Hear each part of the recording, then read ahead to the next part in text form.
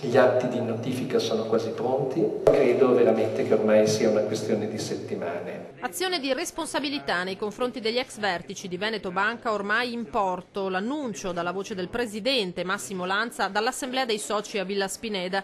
In 114 in platea, a maggioranza l'approvazione del bilancio 2016 e del passivo di 1 miliardo e 502 milioni di euro. Pronto a giorni il regolamento per la ripartizione del fondo di 30 milioni riservato ai casi più critici tra i risparmiatori danneggiati.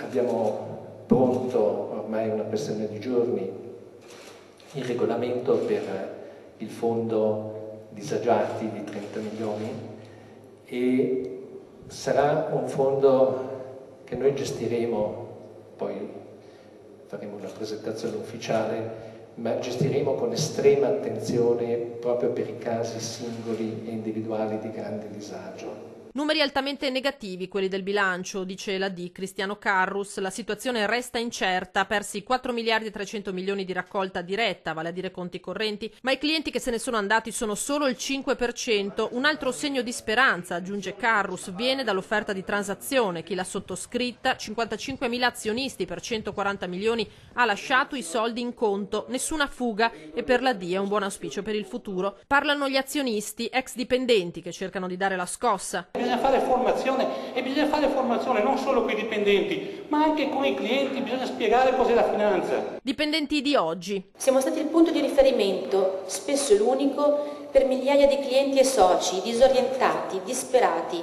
e spesso tanto arrabbiati. Ma diciamocelo chiaramente, lo abbiamo procurato noi dipendenti questo disastro? Non crediamo che sia giusto che chi lo ha causato debba pagare davvero? Intervengono le associazioni dei risparmiatori che hanno perso soldi e fiducia. Questo è il valore che è stato perso. È questo che la banca deve recuperare e purtroppo è colpa sua che è stata persa questa fiducia.